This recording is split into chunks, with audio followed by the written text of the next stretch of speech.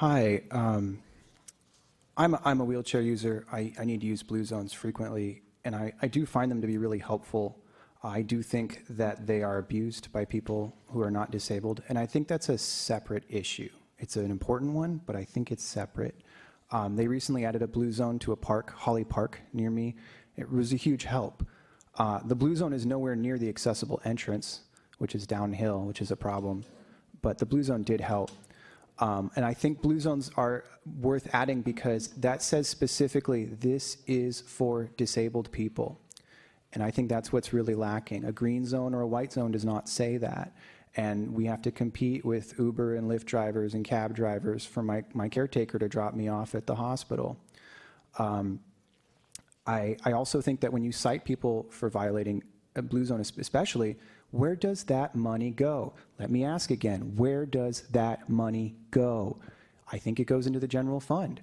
It should go to disabled people. It should go to disabled services and programs in this city. Don't just collect money and cite people that are harming the disabled population and use that money for somebody else. That's a problem I see. Also, I want to know what SFMTA is doing about private businesses that are doing construction or private bus drivers that are blocking bus zones, because in my last 2 ADA hearings with SFMTA, which were horrible, by the way, the level of discrimination from SFMTA against me for my disabilities has been unreal and is well documented with all my email communication with MOD. My last 2 ADA hearings, both of which were because a driver would not pick me up, a MUNI driver would not pick me up in a bus zone. And this was a bus zone, not a flag stop. The hearing officer, the SFMTA appointed hearing officer in both hearings used obstruction of that loading zone by private companies as an excuse for not picking me up in my wheelchair. I don't feel that I should be punished for trying to get on a bus because somebody's blocking a bus zone. I believe it is SFMTA's job to do something about that.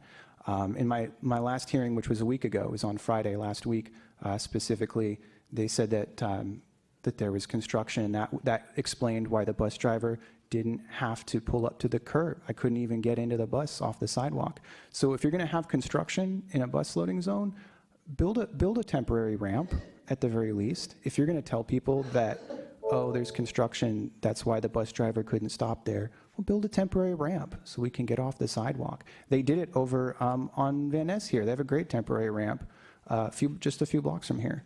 And so they've been doing better about that, but I would love to see more efforts in that vein. And again, I think blue zones are great, and I want to say I am very much against the limitation, the time limits for green zones. That's been extremely helpful for loading and unloading, and I don't think limiting disabled people's access is the way to go.